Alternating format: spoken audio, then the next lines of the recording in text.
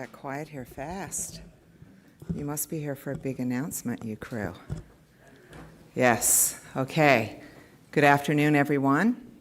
Thank you, as always, to our members who are watching us currently on autotalks.ca and to the media for taking the time to join us today, some of you at short notice. The work you do is very much appreciated by our union. Let me start first by recognizing the folks with me at the front of the room. Shane Wark, Assistant to the National Officers, who oversees auto sector collective bargaining. Shane? I'm also joined by the chairs of our master bargaining committees. James Stewart, Chair of the Stellantis Unifor Committee, Jason Gale, Chair of the Unifor General Motors Committee, and John Dagnello, Chair of the Unifor Ford Committee. As you all know, for more than a week now, our committees have been hard at work. We've had regular daily meetings with each of the Detroit 3 automakers across many subcommittee tables and local tables. I can say without hesitation, all our committees are working very hard and doing a tremendous job on behalf of our members. I want to thank them because I'm very proud of their leadership and their determination. Back on August the 10th, when contract talks were officially opened, my instructions to our negotiating teams were clear. Get our proposals on the table, get down to bargaining without delay. And they've absolutely done this. I can report progress is being made at many of our subcommittee tables to varying degrees with each of the companies. As you can appreciate, there are a lot of moving parts to these negotiations. Essentially, 3 very large sets of negotiations happening all at once. Our members are expecting a lot from us. And delivering the best agreement possible, the best agreements possible, takes time, focus, and resources. Since resuming negotiations on August 22nd, our union presented a directional framework to each of the companies. This framework laid out markers to forming what we believe could be a final settlement. It is built on the 4 core economic issues identified by our Auto Council in May, and you've heard me speak about these before. They include pensions, a very strong wage package, investments, and supports for the EV transition. We presented these, of course, in addition to many other key demands articulated by our members. We did this to help determine the best pathway to negotiating a pattern-setting agreement, one that delivers on key priorities for Unifor members. We also wanted to gauge the company's responses and reactions to see what and who was best aligned with our vision and who was best positioned to lead. Back on August 10th, I did something a little different. I shared with all of you, with the media and our members, my initial thoughts that I was strongly considering Ford Motor Company as the potential target. I saw advantages with Ford. We had unfinished business, I said at that time. I saw the clearest path on what will be a historic EV retooling of the Oakville assembly plant. I was encouraged by Ford Motor Company's transparency with our union on product programs and business plans. I was especially encouraged that Ford publicly stated their desire to lead, to craft a blueprint for the EV future, knowing full well our priorities as a union coming into these talks. I've had good conversations with the folks on this stage and with other members of my team and all of the folks in this room. I've reflected on the opening week of talks. I've listened to the reports of our subcommittee tables, and I've assessed the many conversations that we have had with company officials. I've concluded that the best opportunity for our union's 18,000 members in the auto sector to achieve our bargaining objectives is with Ford Motor Company. Therefore, I am declaring today that I've selected Ford Motor Company as the pattern-setting target for Auto Talks 2023. In the course of talks, Ford Motor Company articulated to us its own vision and framework. And although, as we will always expect this, there are certainly areas of disagreement, there were also areas of alignment. And this is important. Also, our Ford committees have made significant progress in a very short amount of time at subcommittee tables and local bargaining tables. This showed me how serious the company was about taking the lead, walking the walk and not just talking the talk. We also feel that we are in a very strong bargaining position with the company. Oakville is a centerpiece of Ford's EV ambitions in North America. The Windsor operations produce some of the most sought-after engines and component parts for the most lucrative vehicles in the Ford lineup. Add to that a near 99% strike mandate, and we're feeling strong, supported, and ready to bargain. We will approach these talks with Ford to secure the best possible contract for our members. That is our goal. Conversations around improving pensions and managing the EV transition are complicated, technical, and will take time to figure out. The more time our committees have to work through these issues in a meaningful way will yield the best outcome for our members. And so, we will take the time necessary to get this right. No half measures, no shortcuts. On that front, Unifor members have my word, because the tentative settlement we present will be the one that our committee can stand behind, an agreement that our members can be proud of. And if that can't happen, then there will be no deal. And if anyone thinks that I'm bluffing right now, just follow what our union has been doing this past year, these past weeks. Before I pass the floor to the chairs to say a few words, I want to explain what happens next. Now that the target is chosen, negotiations among the Stellantis and General Motors master subcommittees will be put on hold. These committee members, with the exception of the chairs and vice chairs, will head back to their home locations, while the Ford Master Bargaining Committee stays here in Toronto.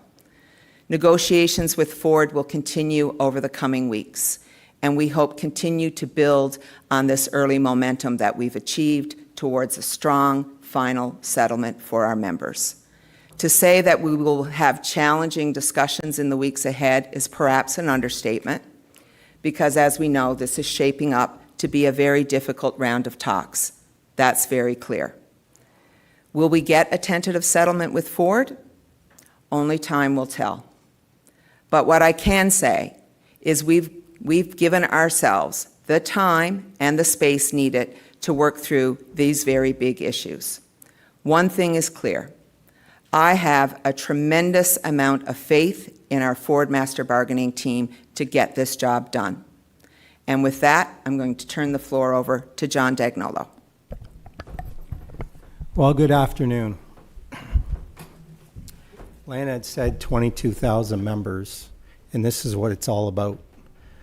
I have the honor to lead, along with the leadership, Mark Brennan, my vice chair, and all the leadership. But when you look back and reflect, we've had many auto councils where all the leadership comes together and we have good discussions about bargaining, and it just kept going on and on and on. 6 months later, here we are, and we're picked. We're the chosen one. But I have James from the Stellantis Council who's chairing it, along with Jason Gale, and we'll be collaborating every day, going over the challenges at all three sites. This isn't just Ford in isolation. I think it's important that we recognize every member, every auto worker across Ontario and Canada. So I'm looking forward to it. We have a great team led by Lana and the national staff, Brother Shane Wark, and I can't wait to get at it, and I'm looking forward to it, to get to the tables as soon as possible. So thank you so much. Hi, I'm James Stewart, the Stellantis Master Bargaining Chair, and thanks Lana Payne. I don't envy Lana making this decision because it's not an easy one. And it's not easy because there's a lot of pressure on her to make sure the selection is the right selection, and because, quite frankly, each of the bargaining committees want to lead. And I can tell you that's clearly the case when it comes to Stellantis. The facts are we have an experienced bargaining committee that have worked tirelessly since we passed demands over on August 10th, and then more so since we've been here bargaining the local committees back home. And I just want to thank them for the tremendous amount of work. They put pressure on every day because the facts are Lana signaled on August 10th that she was leaning towards Ford. And that was a challenge not only to the auto companies to make a move and clearly show us what you want to do because you got an insight to where her mind was. But it was a challenge to our bargaining committees as well to get the ball rolling at our tables.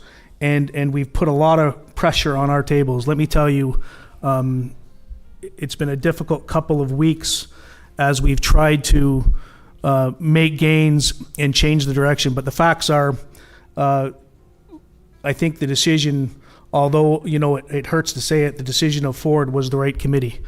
And we have, I don't want anyone from the Ford bargaining committee to take any disrespect from my comments because the facts are I've got a tremendous amount of respect for them. The people they have at their table are experienced, they know what the issues are, and they work closely with us.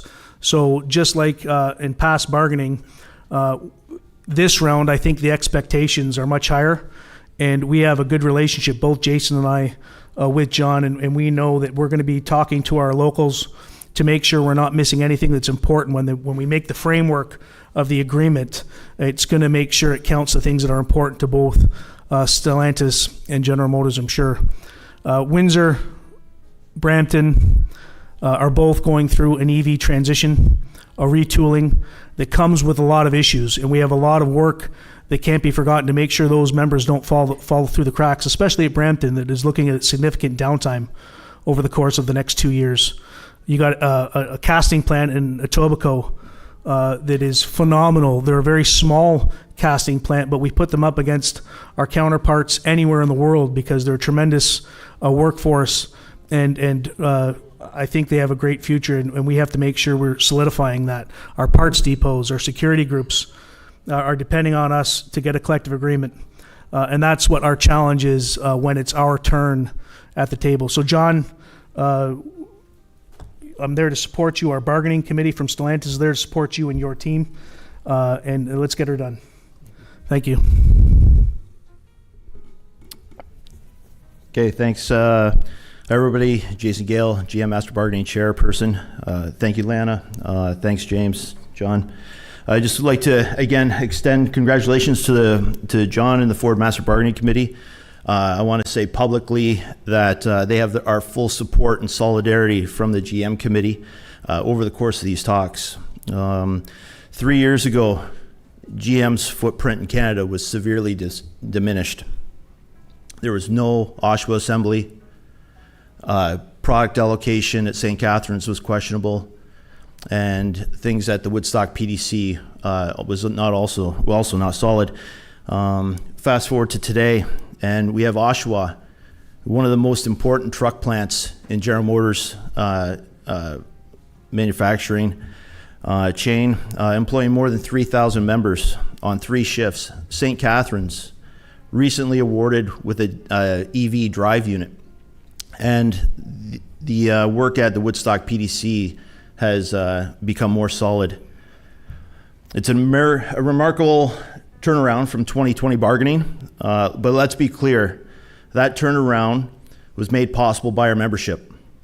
Their skills, their quality of work that they produce, it's on them. They deserve a strong contract. They deserve to share in GM's unbelievable recent success and profits.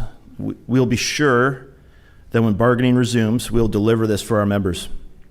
I'm confident in the pattern settlement that John, Mark, and the Ford committee will set. I'm confident in Lana's leadership and this union. GM committee, Vice Chair Trevor Longpre and myself will provide any and all assistance the Ford Group needs over the coming weeks. Finally, we are with you in solidarity and ready to fight to win this contract, win a good contract for our members, something they deserve. Thank you. Thanks, everyone. We'll open it up to questions now. On the line, maybe first, and then I'll give the journalists in the room a chance to get to the mic if we have one here. For any questions on the line, please press star 1.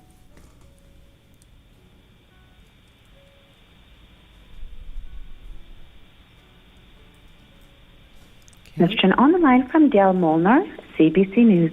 Please go ahead. Hi, it's a question for Lana. Hi, Dale. Hi, Lana. I just want to know, it looks like there's going to be a strike in the States. What happens if the UAW strikes Ford, for example, on September 14th? Now, does that give you guys more or less bargaining power going to September 18th and more leverage? I think we'll cross the bridge of whether or not there's going to be a strike in the U.S. If there is a strike in the U.S., and it's a little early to tell yet, they've got a lot of bargaining days left ahead of them. And obviously, we're focused on getting our own agreement here, and we have our own strategy for this round of talks, which we've been making very clear. So we'll wait and see. We're planning for all scenarios. And if I can ask a follow-up, do you feel that you're quite confident that you can reach an agreement with Ford before your deadline and to avoid a strike? We always bargain to deadline. And I'm feeling confident, yes. What makes you feel confident? All of the reasons that I've just outlined. And we've made progress with them in a week. We'll see how it goes, but obviously, at this point in time, we wouldn't have selected Ford as a target if we didn't feel confident about where we could get to. Okay, thanks. Thanks, Dale. Anyone else in the room? Yes. Hi. David Kennedy with Hi, Automotive David. News. Hi. I just want to get a clearer idea of what you mean by unfinished business with Ford. Are we referring to, an electric future for the Windsor and Essex engine plants or something else? I think unfinished business in the sense that in 2020 it was announced that we had a plan for Oakville, and now it's about seeing that through. And they are the most advanced in terms of knowing, for example, potentially what the impact is going to be, what the timelines are. We have a good foundation right now to build from, and to be able to obviously use that experience across the other automakers. Right. And when it comes to Windsor and Essex on the engine side, will that be part of these negotiations to try to get some future electric product in those plants? Always pushing for that, and I made that clear on August 10th as well, that this is making sure that we can get as much investment as possible in all of our facilities. Perfect. And one more, if you don't mind. Obviously, each of the automakers, including Ford, now has a joint venture plant, new joint venture plant somewhere in Canada. Are those plants going to be part of this round of negotiations to try to get some recognition for future unionization? Absolutely. They should be all Unifor plants going forward, no doubt about it, either the easy way or the hard way. Great. Thanks.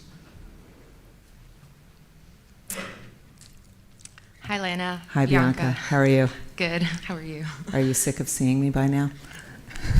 You don't have to answer that. Bianca Barty from the Financial Post. Lana, I was just curious, what was it about the other two companies, GM and Stellantis, that you can speak to that made you not select them?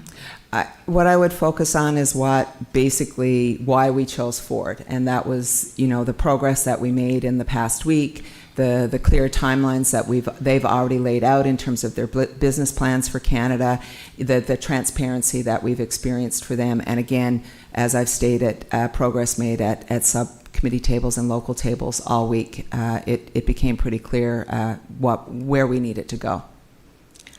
What's going on with wages? What can you tell me? They're part of our 4 priorities. Any progress? You'll have to stay tuned for that, Bianca. Thanks. Hey, Lana. Josh Rubin from The Star. Hi, Josh. Hi. So I guess having the UAW in talks at the same time adds a very different dynamic that's been touched upon. I know.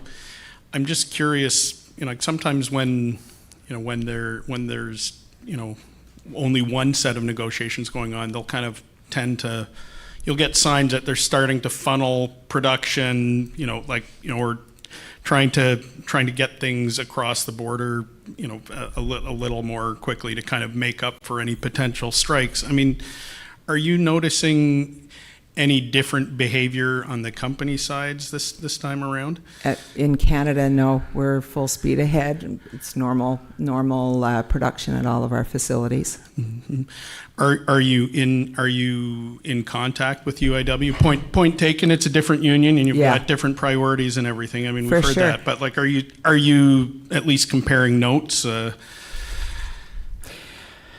We have maintained open communication with the UAW. We will continue to do that, but I just want to be clear to you and to everybody, we are bargaining our own collective agreement here. We're setting our own course, we have our own strategy, and we have our own members to deliver for. And their expectations are high for sure, but we have our own priorities here in Canada, and we're going to focus on those priorities. And we wish the UAW the very best in terms of what it is that they feel they need to achieve for their membership across the United States. Thanks. Great, thank you. Okay. No further questions. Thank you very much for your attention today. Thanks for coming, everybody, and let's get this done.